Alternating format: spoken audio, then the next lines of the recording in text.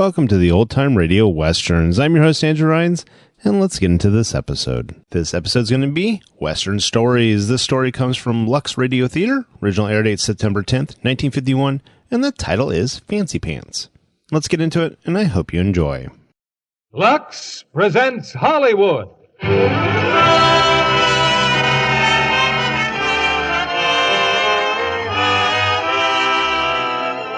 Lever Brothers Company, the makers of Lux Toilet Soap, bring you the Lux Radio Theater, starring Bob Hope and Lucille Ball in Fancy Pants. Ladies and gentlemen, your producer, Mr. William Keighley.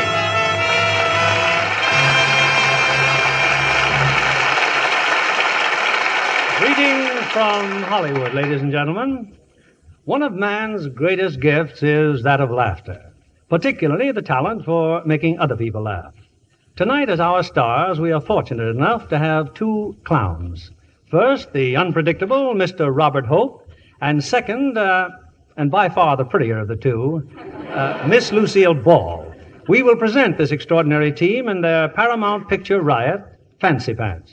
Now, Fancy Pants was adapted from the novel Ruggles of Red Gap by Harry Leon Wilson, and is a perfect vehicle for the talents of our versatile comedian, Bob Hope, and glamorous comedienne, Lucille Ball. You know, I think the glamorous comedienne is here to stay. No longer do our feminine comics wear frumpy clothes and funny makeups. They're chic, well-groomed, and just like our Lux girls, they guard their beauty with Lux Toilet Soap, which they know assures them the very best in complexion care. Now, Fancy Pants, starring Bob Hope as Humphrey and Lucille Ball as Aggie.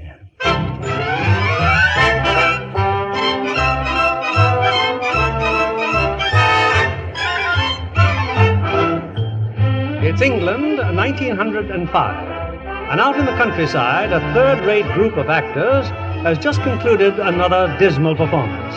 We're backstage now, and the cast is on its usual topic of discussion. That brilliant actor, Humphrey, the butler. I don't know where he came from. I can't stand anymore. Either that blundering monster Humphrey leaves the show, or I leave it. My dear woman, now don't blame me. I'm only the stage manager. Oh, what's the use? We're not even making expenses. I suggest we all leave the cast and go home. Oh, Humphrey'll never go home. I know he won't. It's an American plot, I tell you, to ruin the entire British theater. Perfectly right. A little applause, please. I'm about to make my entrance. Halfway, idiot! Thank you. That'll do, please. That's enough remarks. There's no more room between my shoulder blades. You know, with a little concentration, I may become another Gromyko. Blundering American idiot.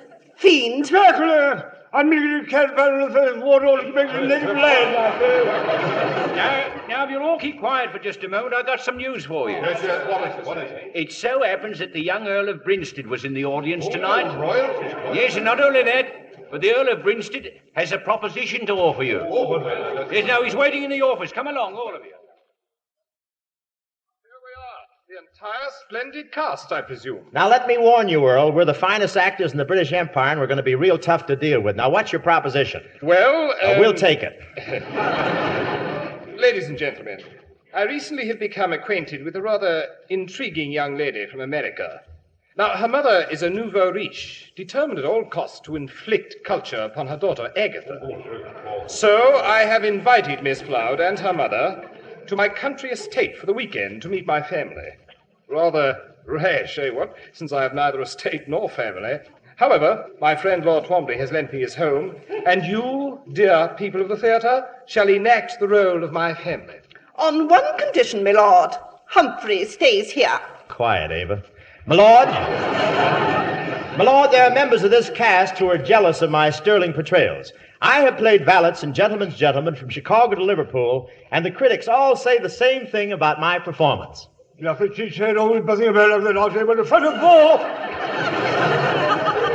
but how can they print that in the newspapers?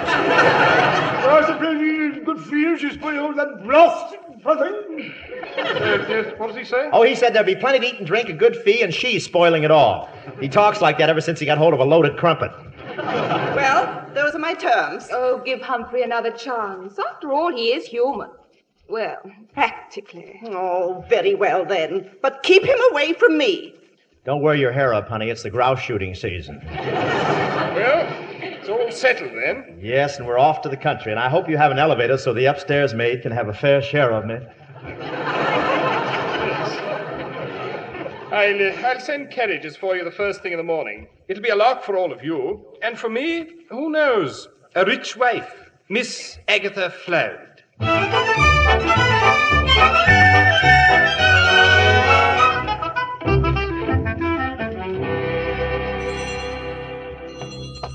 Coming! Howdy. Oh, good afternoon, Mum. Aggie, Well, you got a courtesy. How many times did I tell you? oh, Mom. Good afternoon. Your wrap, Mum? I'll say, bought it in St. Louis. Solid ermine. Oh, I'm the butler. Oh. Thank you, I think so myself. His lordship awaits in the garden. If the two mums will just follow me. Aggie, what class? Wish we had something like that back home. Oh, Ma, somebody'd shoot him before we got him near the house. My lord, direct from America, presenting Mrs. Floud and Miss Floud. Oh, so good to see you. Thank you, sir. Now here are your guests. Hi, Earl. Oh, Miss Agatha, Mrs. Floud, my family. This is my mother, Lady Brinstead. Flattered to meet you, Lady Brinstead. Charmed. Do it, Aggie. Charmed. My cousin Rosalind, Duchess of Dover. Charmed. How do you do? Aggie. Okay, Ma, okay. Howdy, Dutchship. How do you do? His Lordship the 13th Duke of Brinstead, my father. Oh, imagine I looked at my boss saying, don't let me down.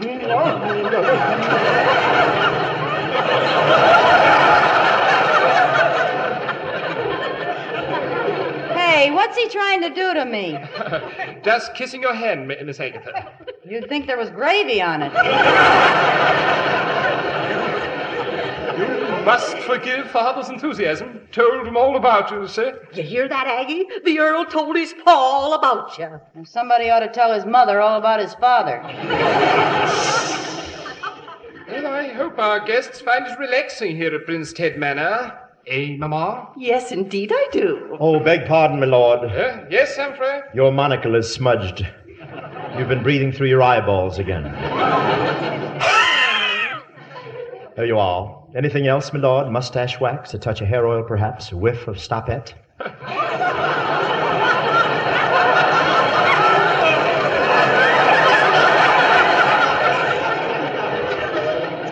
Stout fellow, Humphrey. But that'll be all for now. Thank you. Holy smoke! Why, that's more service than the hired man gives us in a month back in Big Squaw. Yeah, come on, let's get out of here. Shut up. You know, Earl, this is the first time I ever saw a real English butler. I saw one once in a play. You did? Yeah, I was in Cheyenne. Cheyenne, that was September 1902. And we threw tomatoes at him. Pelted him with ripe tomatoes. When I walked off the stage, the manager thought I was Red Skelton. Jolly good sport, I wager. Eh, Humphrey? Ham. And now, should I brew tea, my lady? Which kind should it be? What's the difference? Well, I can give you orange pekoe with a dash of lemon or lemon pekoe with a dash of orange. Then there's weak tea, or if you prefer extremely strong tea. Keeps trying to batter its way out of the bag. I rather fancy easy tea, rip-roaring concoction during clear weather. The Chinese importation is squeezed for this civilization. What'd he say? Oh, he just said the rather fancy Indian tea, rip-roaring construction during clear weather, while Chinese importation has little just alone. Mum. That's telling her, Humphrey. Thank you. Your tea, Mum. May I slash it about for you, Mum? Please do. Tea time, jolly cup of tea time. A tea for you, Mum, of course. Careful, Humphrey. Watch that tray, my good man. Oh, but my lady, you know I'm all... Whoops! Soaked to the skin, all over me. Yes, quite a natural combination, Mum. Tea and lemon. Oh, you stupid blundering oaf. I told you his performance was... Meter, please. Well, just look at me. And what's this? Oh, it's just a slice of pumpernickel, Mum. Dry out like new. It just needs pumping out, that's all. monster, you boor. How did you ever get to be such an idiot? Oh, just early to bed, early to rise. That's the answer, Mum. Well, don't stand there. I'm drenched. Do something. Yes, Mum, I'll fetch you some fresh tea, Mum.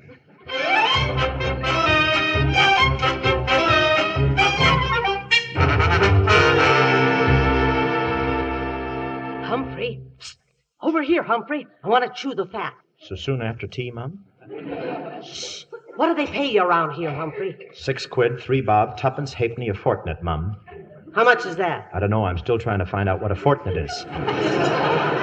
Well, how about a nice fat raise, Humphrey? Are you trying to lure me from the service of his lordship, Mum? Exactly. Impossible. My family's always buttled the Brinsteads. My father, my father's father, my father's father's father's father. I could even go farther. Oh, now listen, son. Hanging around here ain't getting you nothing. Here's my card. Drop in at my hotel and we'll work out a deal. Double your salary. Don't tempt me, Mum. Money brings out the cad in me, and my cad is ready to get out. Well, meanwhile, just see that you keep out of the billiard room. The billiard room? Oh, I've been barred from the billiard room for life, Mum, for cheating. I won £50 shooting pool with the Earl before he found out the terrible thing I'd done. The terrible thing you'd done? What was it? Oh, I can't tell you, Mum. What was it? Well, I soaked his pool cue in Jergens lotion. He'd never have found out, but someone started to play Song of India and it crawled into a basket. Well, Aggie's in there with his lordship, and he's alone. Who knows, Humphrey? Maybe he's going to propose. Gad, Mum. I trust the luscious Miss Floud knows what she's doing, Mum. Maybe she don't, but I do. Just imagine, an earl for a son-in-law. Hey, what are you doing? Humphrey, no! Leave him be. I tell you, he's going to propose.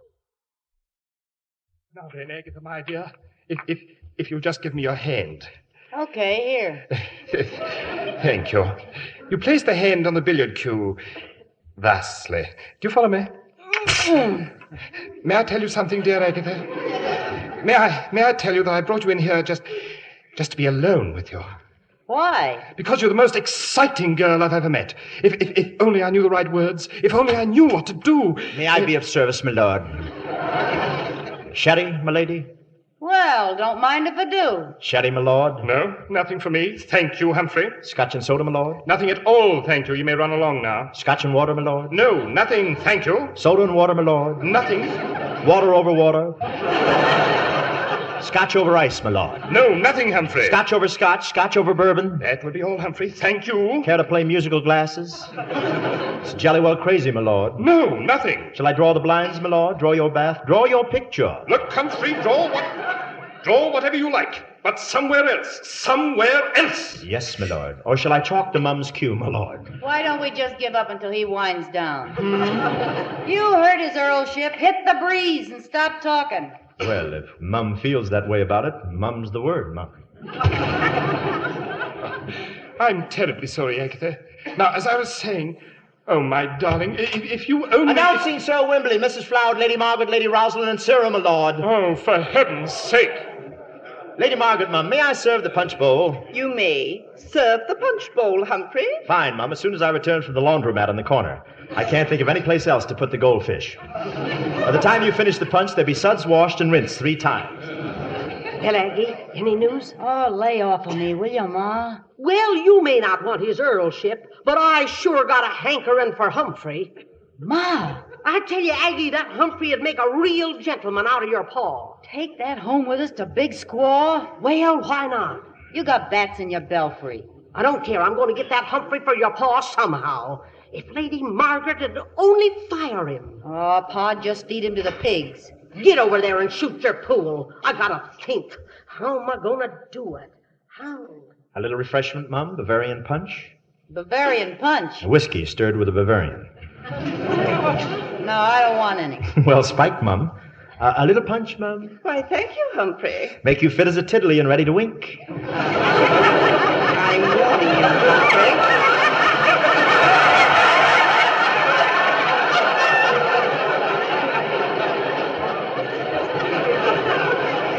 Humphrey? I'm here. If you spill so much as a single drop on me, I'll... Oh, but Mum, I was bumped just as I was bending over to serve you, Mum. Someone cued me. Oh, get out! Get out! Oh, look at me. don't ever come back. Not tonight, tomorrow, or ever. Just get out. Stop beating around the bush. Out! Get out! I know. Get out. I know. Humphrey, double the salary, remember? For shame, Mum, stabbing me in the back. You know how ticklish I am through there. Who stabbed you? I just gave you a little push with the billiard cue. Well, you working for us now?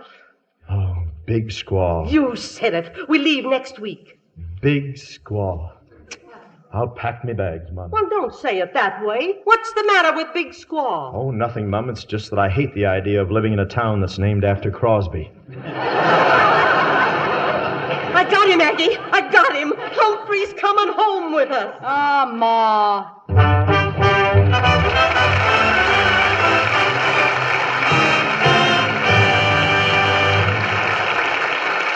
In a few moments, we'll present Act Two of Fancy Pants. Now, here's Libby Collins, our Hollywood reporter, with the Lux movie news of the week. We're off to Mexico this week, John, to a gay, romantic Mexico setting for the Howard Hughes presentation, His Kind of Woman. That's the RKO picture starring Robert Mitchum as a gambler who goes straight and is forced to shoot it out with a tough gangster. And Jane Russell turns in some high comedy as an ex-band vocalist masquerading in high society. But she turns straight, too, and ends up in Mitchum's arms as his kind of woman. I hear Jane Russell wears absolutely dazzling costumes. But then Jane's a dazzler herself. She's a Lux girl, John. With a truly Lux-lovely complexion. Yes, indeed.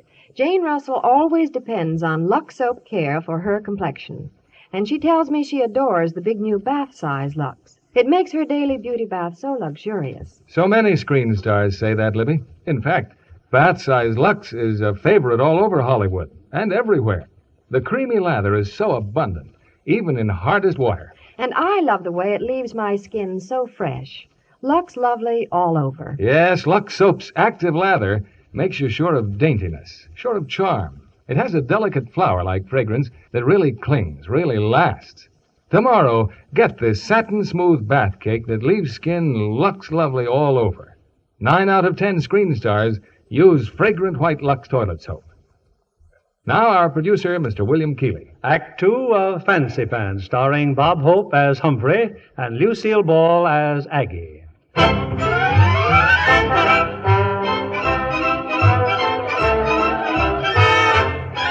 Well, it's 3 weeks later, and our hero, Humphrey, his acting career blighted, has arrived at the Floud Mansion in Big Squaw, territory of New Mexico. Mrs. Floud is showing Humphrey around the house, while Aggie and her father... Oh, I sure missed you, daughter. I sure did. Say, how come you're all Sundayed up on Tuesday? Oh, it's Ma, Pa. She's taken to finery like a hog takes to slop. Yeah, sometimes I wish I never found all them gold mines, Aggie, and got so doggone rich. And now that we got a butler... Oh, Aggie, I'm in a peck of trouble. And it's all his'n fault, Humphrey's. Well, he is kind of lame-brained. First, your ma wrote me that some earl was making goo-goo eyes at you. Then she sends me a telegram that she's bringing home a gentleman's gentleman. So, naturally, I figured it's the same fella. Huh? Say that again, Pa. Aggie, I've told everybody in Big Squaw that you and Ma was bringing home a earl. You told everybody. Oh! Hey, what am I laughing at? And now the whole town's fixing to welcome him proper. Gosh, when Ma finds out, what'll I do? You won't have to do, Pa. You're gonna be did. Hey, no wonder Cart Belknap was so mad. Cart Belknap? Yeah, I saw him down at the depot. Couldn't figure out what was eating him. Piece by piece. Toughest hombre in Big Squaw, and Cart's mighty sweet on you, Aggie. There goes your problem, Pa. Cart thinks there's something between me and Humphrey, huh? Well, suppose I let him keep on thinking it. Cart'd cut out his liver and boil his gizzard in his own sauce, and after that he'd... Jiggers, Pa, here they come. Ma and him. Well, there he is, Humphrey. That there's Mr. Floud. Howdy. Howdy, sir. Now, let's get one thing straight, Humphrey. I take care of myself, see? Oh, that's quite obvious, sir. In the house, I always go around in my shirt sleeves. Anything wrong with that? Oh, no, sir, nothing at all, sir. But wouldn't it be better if you wore a shirt with them? Just a suggestion, of course. Don't let me rush you into anything. Humphrey, I want you to meet our hired help. Get in here, boys. This here's Wampum, our Indian foreman, and this is Wong, our Chinese cook. Boys, meet Humphrey. How do? Oh, they do. All right, Humphrey. You can start right now lecturing Mr. Floud. Humphrey, your first doorbell. Go on, see who it is. Thank you.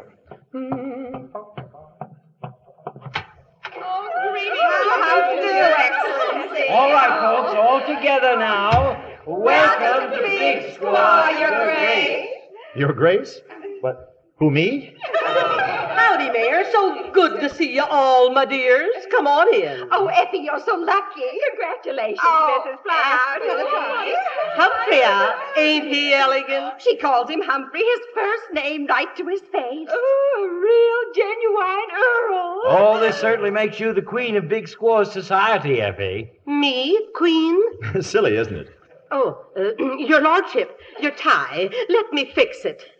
I'll double your salary, double everything. Only don't let 'em know you're just the butler. Oh, well, in that case is Humphrey, Earl of Brinstead, and on behalf of my hostess, allow me to welcome you all to Floud Manor. Oh, your lordship, it's 2 minutes past your tea time. How can you endure it? Sheer grit. Shall we tee off then? Oh, ladies, please, if you line up in alphabetical order, you may breathe down my neck, one at a time. He's so whippy, Effie. Oh, this is a fun group, isn't it? This way, your lordship. Hey, Wampum, bring out the tea. Oh, and don't forget the crumpets. What is crumpet? That's a bagel with a thyroid condition. Now tell me, Earl, how do the American women compare with your English women? Oh, I think you American women are much prettier. How about your horses? Oh, I think your American women are even prettier than our horses. Aggie,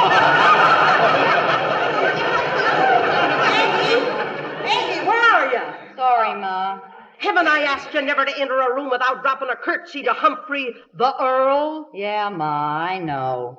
Dear, dear Earl, what would Lady Maud say? No carnation in your buttonhole. Oh, I can't wear them, you know. It turns my medals green.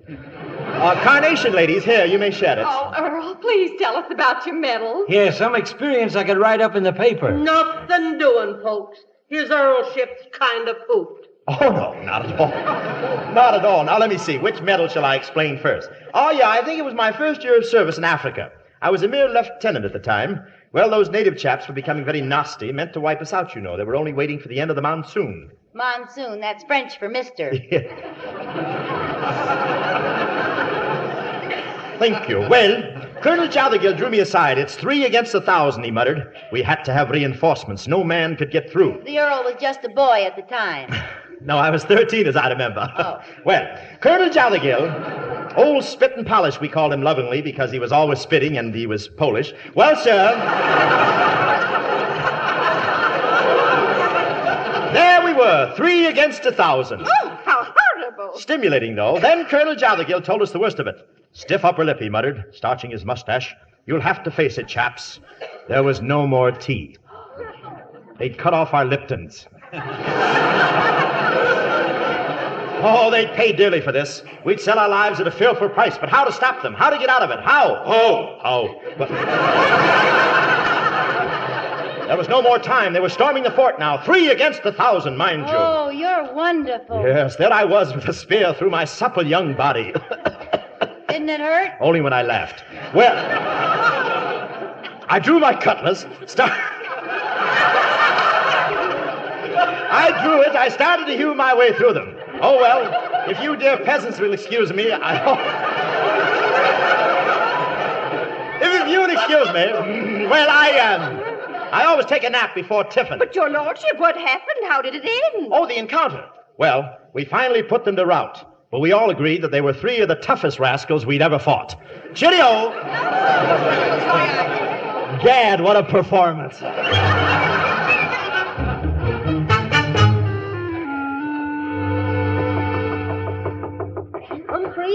Humphrey! Enter then! Enter!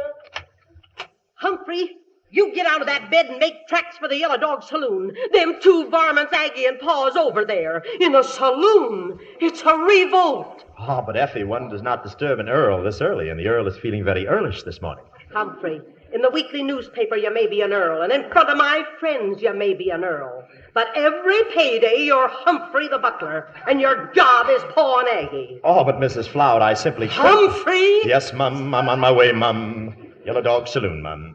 Say, can anybody get in, Mum, or just Yellow Dogs? Oh, cut that out. Now just get down there and bring them back.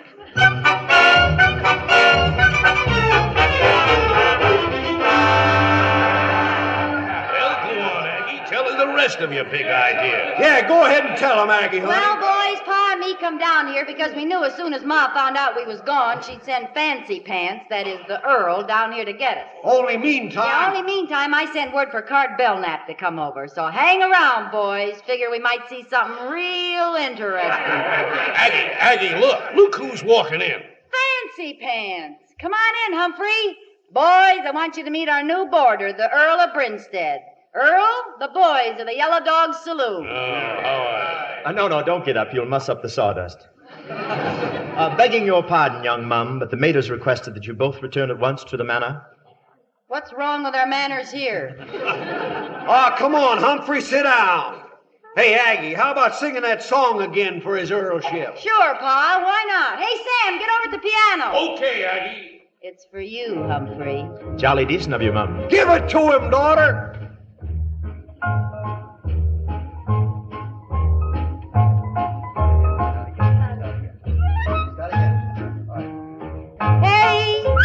Fancy Pants, you're a pussyfootin' critter. When you see a gal, you skitter. Hey, you! Fancy Pants, oh, you dropped your purty hanky. Mama's gonna spank you. Hey! Fauntleroy, women who crave men wanna love cavemen. Say, angel boy, show some grit. That's what you gotta get. Hey! Fancy Pants, you're a highfalutin' geezer, afraid to take a gal and squeeze her. Hey, you! Fancy Pants, run to Mama for protection. How's your stamp election? Hey!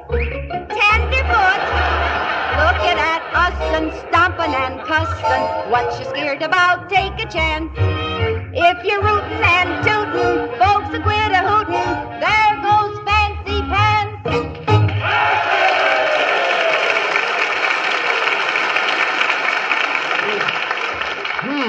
Fancy Pants. Oh, I was just kidding, Humphrey. Now, why don't you tell the boys about the time you were in India? Oh, yes. By Jove, what a moment that was. In all India, I'd never come across a more ferocious beast. There it stood in the pitch-black night, its immense size completely dwarfing the elephant I was riding. Oh, yeah? How could you tell how big it was in the dark? Cart. Oh, Humphrey, I want you to meet my boyfriend, Cart Belknap.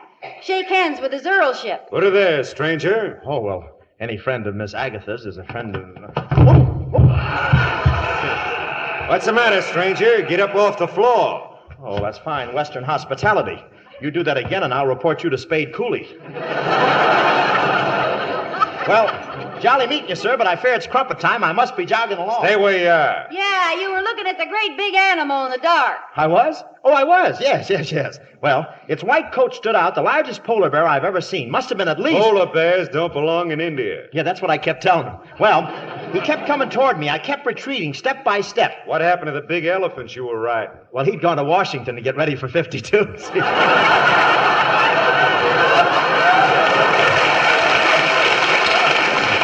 Well, there I was.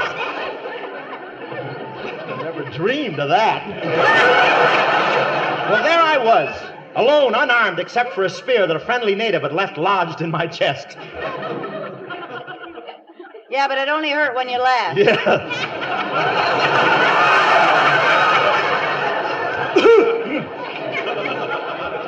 I went through the spear, staggered back, weak from the loss of blood, and well, it's crumpet time. I better be jogging. You know what I would have done to that big old bear?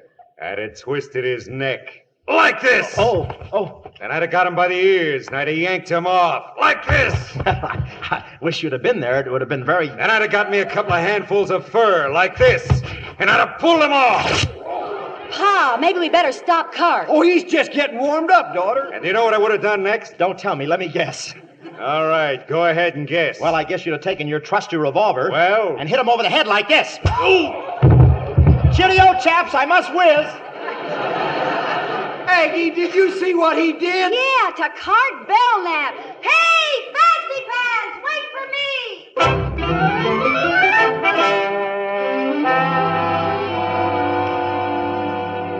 Now, just a minute, Mr. Mayor. Catch your wind and say that over again. It's true, Effie, it's true. President Teddy Roosevelt. He's making a tour through the Western Territory, so I sent him a telegram about the Earl, and he wired right back that he'd be delighted to come here. Land of Goshen, President Roosevelt. Of course, he can stay right here in the house with you, can't he, Effie? Here in my house? Oh, Mayor. Well, I gotta start organizing my committee. Goodbye, Effie. Mike Aggie, where are you? Oh, what is it? President Teddy Roosevelt's coming here to see Humphrey. Huh?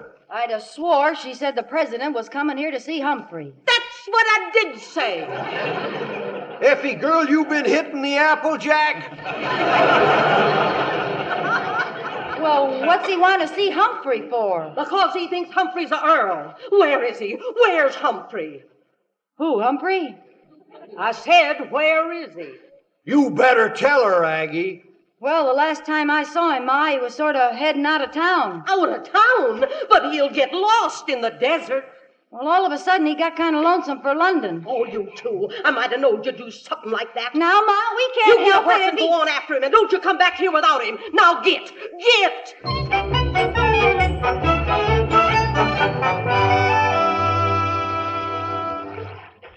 I'm lost. Lost in this endless desert. Water. Water. Anything that'll save my life. Water. A package of Chesterfields.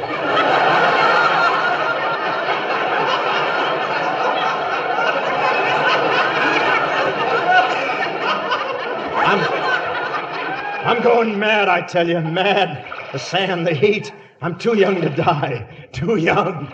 Too handsome. Water! Water!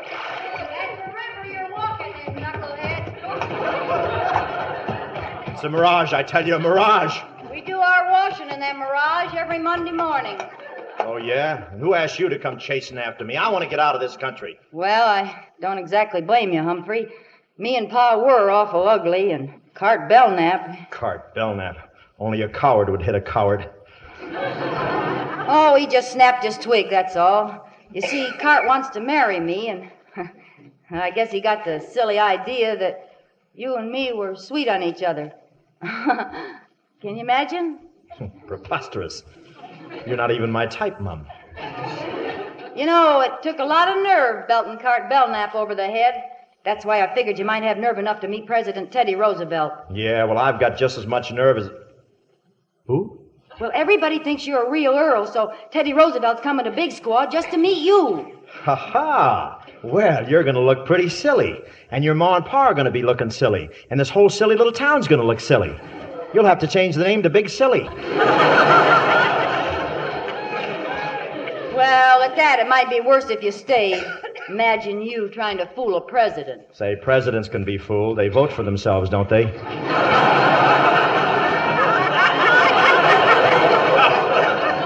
Besides, I made you think I was a butler. Well, that's easy. You are. Look, I've been waiting a long time to take some bows for my performance.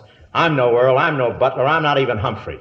Huh? My name is Arthur Tyler, and I'm an actor. Afra, Agva, and Sag. And paid up. Actor? Gosh. Well, why did you pretend to be a butler? Because I was stranded in England. Flat broke. Gee, a real actor. Playing an English earl for President Roosevelt. With me and Ma and Pa to applaud. Yeah, and I'd be the star. That's a step up. And an audience of 3. That's a step up.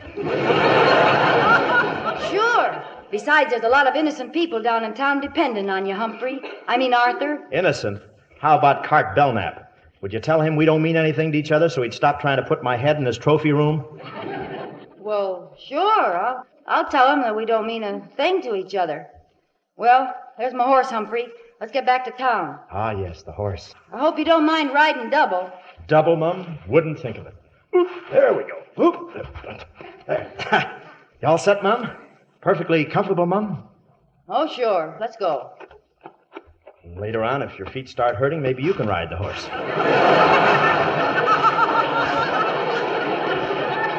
Thanks a lot, Humphrey. Not at all, not at all. Gee, President Roosevelt. A command performance. We accept the role, Mum, but for a one-night stand only. Then I must go on tour. What a ham bone. Wait till my agent hears about this. Yes, Mr. President. As Humphrey, Earl of Brinstead, I can assure you, sir. Oh, but of course, Mr. President, of course.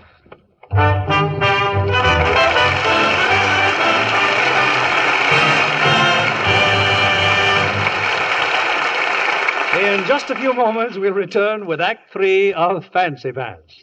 And now for my guest tonight, I have a young lady who's a charter member of Paramount's Golden Circle, Miss Joan Taylor. The circle means, Joan, that Paramount has high hopes you'll become a star. Well, I'm hoping, Mr. Keighley, and working like mad. But you already get your name in lights. You know, every time a picture you're in plays in Lake Forest, Illinois.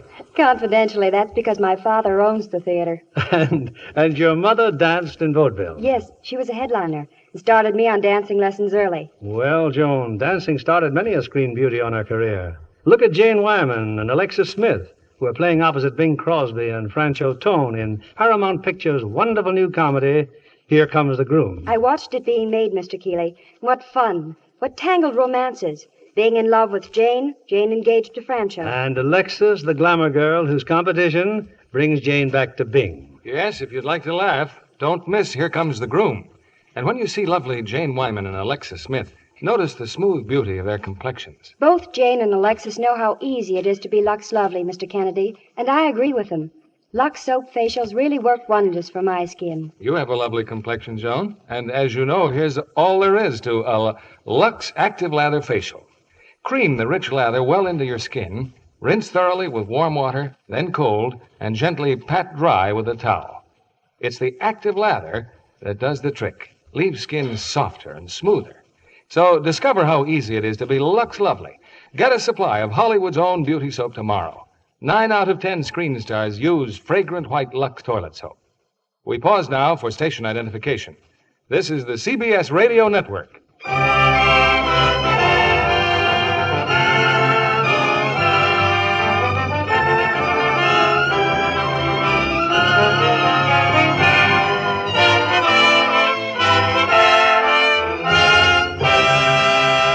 The curtain rises on Act 3 of Fancy Pants, starring Bob Hope as Humphrey and Lucille Ball as Aggie. The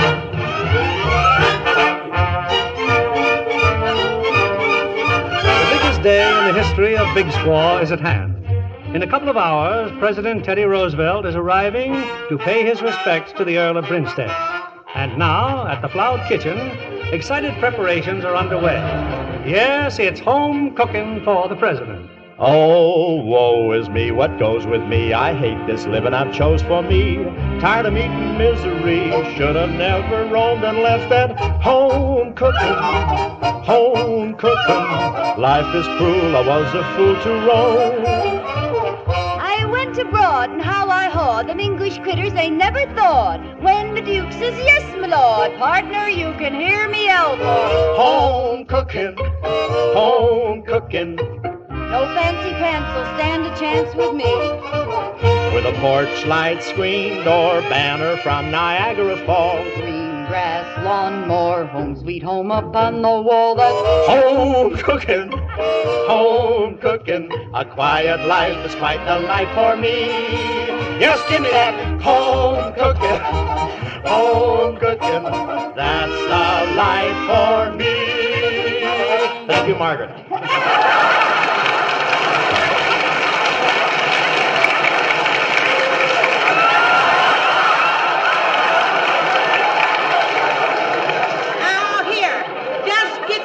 Everybody, this here dinner party for President Roosevelt's coming off right. Or them that is responsible. Listen, I'm talking to you. Them that is responsible is going to suffer.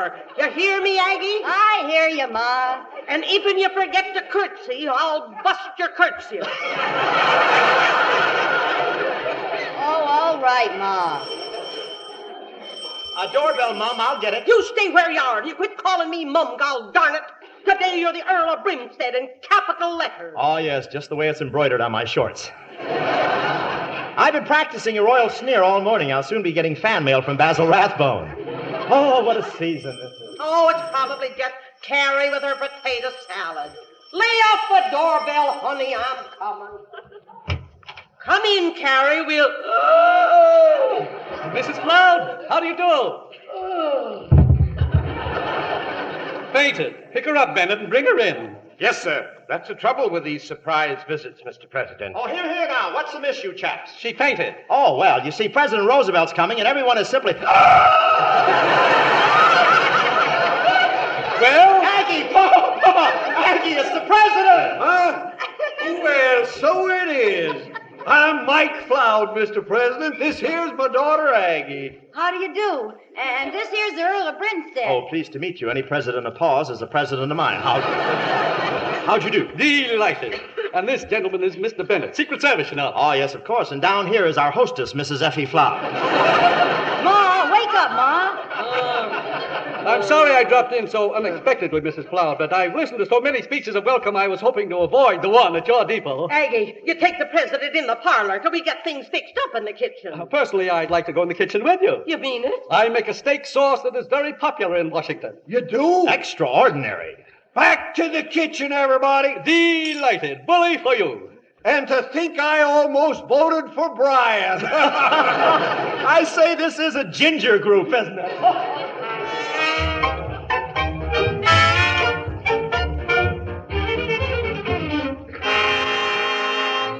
Now, there you are, Mrs. Floud, my steak sauce. Now, who wants a taste? Gee, sure looks good, don't it?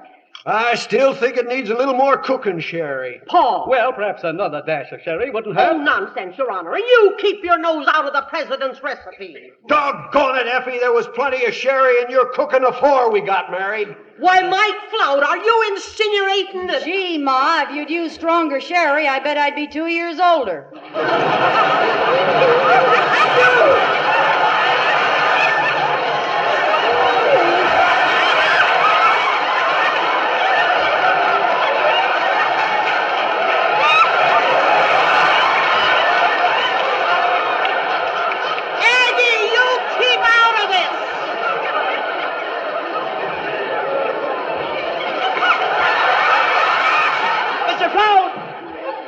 Mrs. Floud!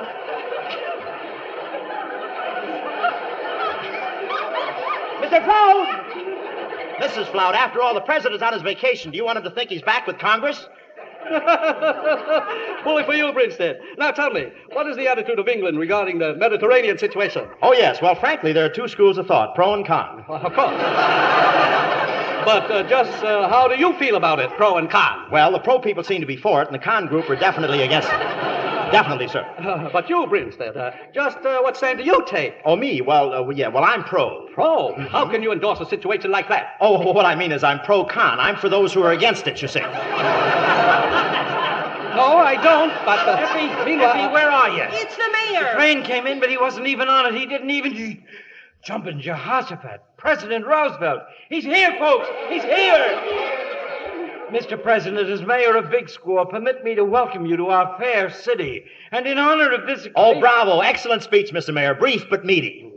Thank you, Mr. Mayor. Thank you all. But I've got a whole lot more to say. That's all right. You can mail it in later, Mayor. Thank you. Everybody get a plate and pitch right into It's free, you know. Everything's free. I want you to try some of the venison, Mr. President. Aggie here shot it herself. Yeah. Bully for you, ma'am. If only I had time, I'd do some hunting.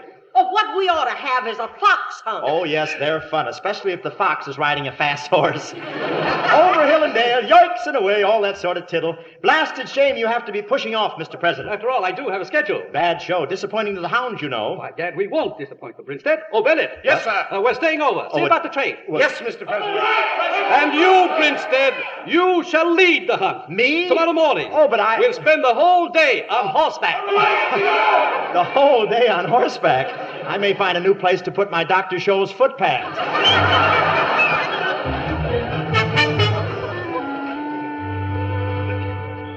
I don't care what time of night it is, Humphrey. You and me are staying here in the corral until you learn to ride a horse. Now, this is tougher on me than it is on you. Yeah, but not in the same place. Let's face it, Aggie, I can't even ride a jackass, even after all those road pictures we made together.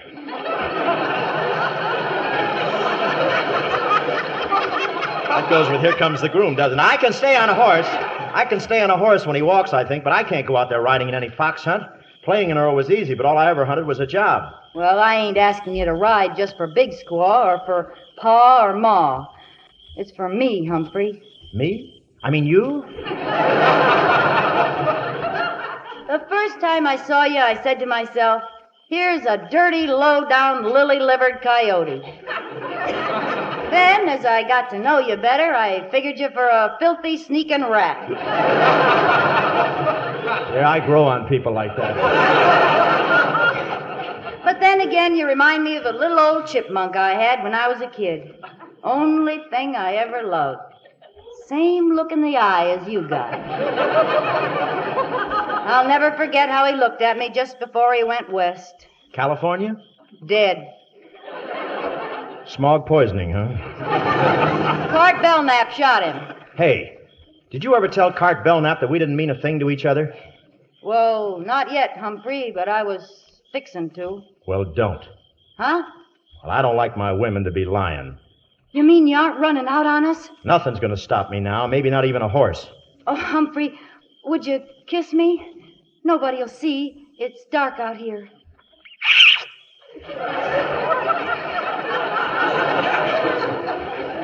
Gee, that was swell. Yeah. He's a very affectionate horse. Now it's my turn.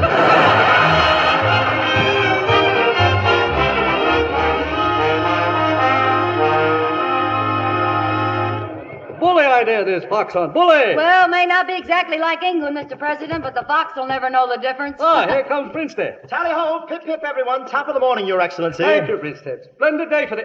Brinstead, why, you're limping. Yeah, what you doing with that cane? Oh, this? Well, I couldn't find a crutch. I looked all over. Crutch? Good heavens, man. Oh, it just happened, you know, about to leap on my horse when my old leg injury hit me again, just like that. Old leg injury? Yes, I got it playing rugby at Oxford. I kicked a rug too hard. It kept me off the crew, you know. I was a four-letter man. Yeah, and I can spell it. Well, we can't have the hunt without you. Guess we'll have to call it off. Oh, nothing of the sort. Tradition. Oh, no, I'll be all right. Old fellow, wampum, old boy.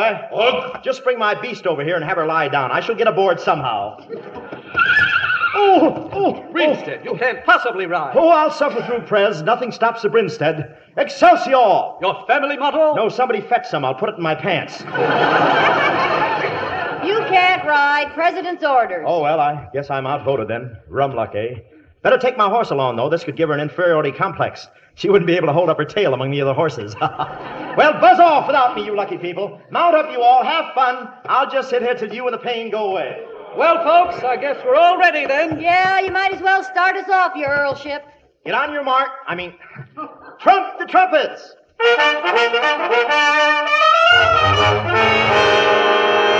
Unbox the fox. Hey, look at him go. Must have a date with another fox. Unbound the hounds. Lights away. Wampum. Oh. I shall be in my room. Be a good fellow and buzz me when you hear them returning. Oh, hey, all of a sudden you walk pretty good. Here's a buck. How do I walk now? Heap bad. Remind me to autograph a feather for you.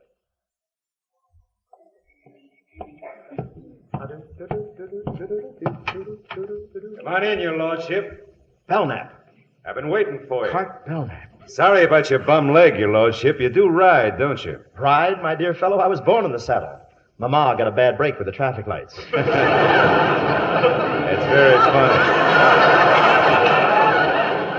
Now, let's see you laugh your way out of this one, Mr. Tyler. Tyler? Who's Tyler? You are. I've been looking around your room, and I found this. Put down that scrapbook. You're wrinkling the lace. Put it down. You heard me. Put down that scrapbook. Put it down, I say. Why should I put it down? So you can help me pick up my teeth. Shut up. Full of newspaper clippings, ain't it? Like this, for instance. Arthur Tyler, an American and an actor, but not a very good one. Well, I was a British critic, and they didn't like American actors then. That was before the loan. But look at here. Says Arthur Tyler gives a standout performance. Only that ain't all it says. He stands out as probably the worst performer who ever... Oh, you admit you're Tyler, huh? Oh, of course not. I'm Humphrey, Earl of Brinstead, Pip-Hip, Tally-O, and all that sort of there. Then what's his scrapbook doing under your pillow? Well, I like to sleep with my head high. You know, the president and the whole town's going to be real upset when they find out how you and them Flouds try to make fools out of them. Oh, but Mr. Belknap, surely you're not going to tell them about it. I mean, not so much for me, but for the Flouds. They're such nice people. Especially Aggie? Yeah, that's right. I wouldn't miss this for $1,000,000.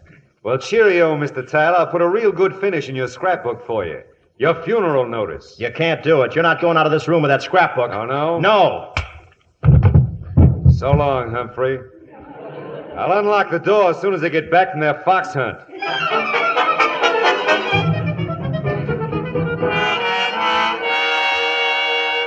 Oh, Humphrey, this is terrible. Cart Belknap knows you're just an actor? Yeah, he found my scrapbook. Where is he? Where'd he go? Well, Cart just left. You know the president's got to catch that train. They're all down at the depot now, waiting for you. Yeah, then what are we doing here? No, I can't go down there. Belknap's got my scrapbook. He's going to tell everybody that I'm... Not if we get there first, he won't, and I know a shortcut. He'll beat me up again. He'll tear me to pieces. Who cares, as long as the president is gone by then? Yeah, who cares? What are you, a salesman for the Blue Cross plan? Oh, my leg. Oh, my old injury. My war wounds. Humphrey, this is Aggie. Yeah, that's right. Gee, you're pretty. Come on, Humphrey. We're going down to the depot.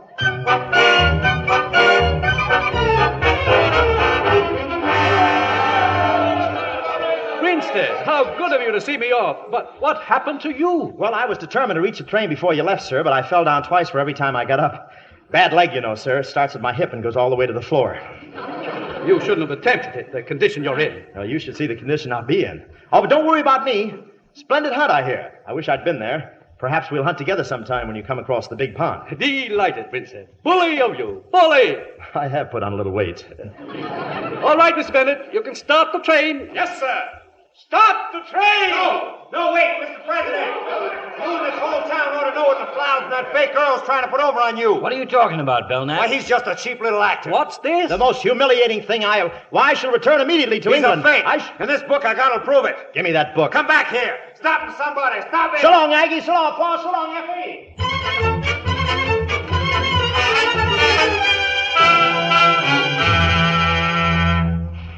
I'm lost. Lost in this endless desert. Water, I'm going mad, I tell you. Mad. Hey, fancy pants, wait! Aggie, no. No, they'll follow your tracks. You lead them to me. I want to die alone and healthy in this frightful desert. Oh, relax, will you, Humphrey? The president's gone, and as for Cart Belknap, well, I told everybody the truth. When they like somebody in these parts, they don't care if he's a butler or a horse thief, or even if he's an actor. They want you to come back, Humphrey. So do I. Gee, Aggie, if you'll be Lady Brinstead, if you'll be Mrs. Humphrey Higgins, if Mrs. Arthur Tyler, you'll make me the 3 happiest men in the world. Oh, Humphrey, darling, of course I'll marry you. Oh, it'll be wonderful, Aggie. We'll settle down, and after the first year, we'll hear the patter of little feet. Yes, and after the second year, we'll hear the patter of more little feet. Yeah, and Aggie, about the third year. Yes? The third year, let's have a baby. I'm tired of feet.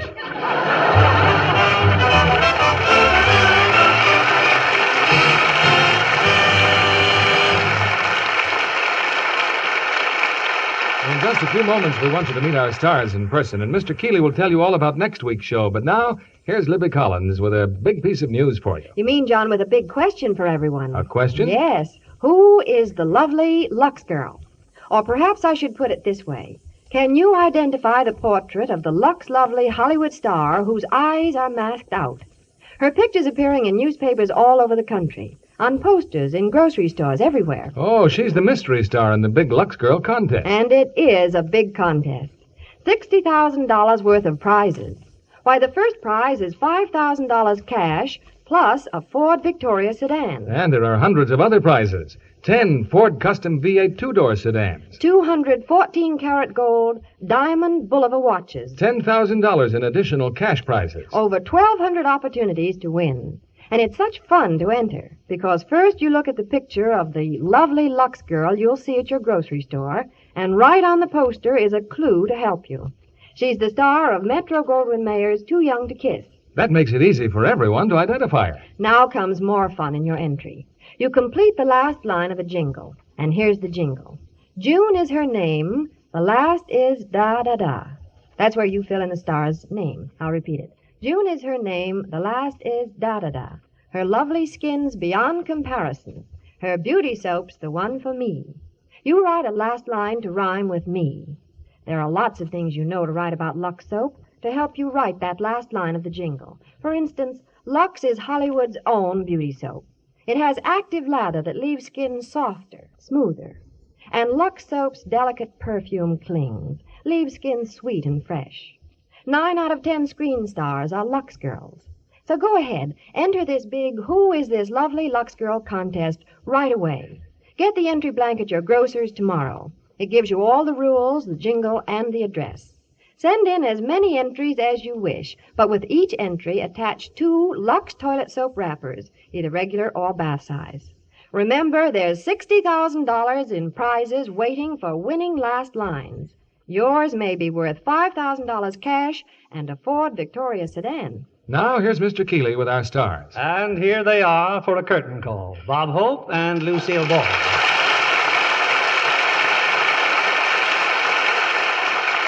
Lucille, Bob, we want to thank you doubly for making us forget our troubles for an hour. Always nothing at all, Bill. Always glad to do a benefit. Bob, this wasn't a benefit. This is the Lux Radio Theater.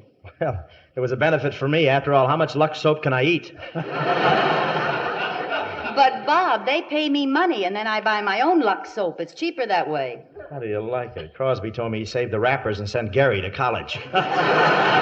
Why, Bob, you don't need any more money with all those successful pictures you make for Paramount. Yeah, what's the title of your new picture, Bob? The one you made with Hedy Lamarr. My Favorite Spy. Oh, that's the picture Bob's fans are writing him about. His fans? You mean his relatives? Hold it, Lucy. Yes, they write in, but it's different from your Lux Girl contest, Bill. Anyone anywhere in the world has a chance to have the world premiere of The Favorite Spy right in their own living room. And guess who'll be their guest for dinner? I knew you'd try for a free meal somewhere along the line. Seriously, Bob, that sounds like a wonderful idea. I'd like to enter myself. I'd rather enter the Lux Girl contest because I am a Lux Girl. It's my favorite complexion care. Well, if you want to enter this contest, you write me to Bob Hope Contest, Hollywood 38, and tell me why you think the world premiere should be held in your home. The person who gives the best reasons will find me and the picture parked in their living room with all the trimmings of a big Hollywood premiere and a few publicity men. That'll make 3 of me, all told, because naturally, with my personality, I play a dual role in the picture. Can you imagine seeing a movie with 2 Bob Hopes in it? How about Lux Radio Theater next week, Bill? Well, it'll be another Paramount picture with a very famous title. One of the top dramatic successes of last season, Sunset Boulevard. And from the original cast, we have the 2 stars, glamorous Gloria Swanson and that talented actor, William Holden. Co-starring with them will be one of Paramount's Golden Circle players, Nancy Gates. A terrific combination and a terrific picture, Bill. Good night. Good night. Good night. You are both great. Have you ever been embarrassed by a stocking run just when you wanted to look your best? Then take a tip from Hollywood screen stars. Wash your nylons the Lux way. You'll cut needless runs in half. The Lux way makes nylons last twice as long. Fit better, too. Strain tests prove it. No other soap, no suds of any kind, can make stockings last longer. Over 90% of the makers of stockings recommend Lux. New Lux with color freshener keeps stocking colors clearer, too. Get a big box tomorrow. Keep Lux in the bathroom for everything you wash by hand. Give all your washables that nice as new Lux look. Lever Brothers Company, the makers of Lux Toilet Soap, join me in inviting you to be with us again next Monday evening when the Lux Radio Theater presents Gloria Swanson, William Holden, and Nancy Gates in Sunset Boulevard. This is William Keighley saying good night to you from Hollywood. This is the CBS Radio Network.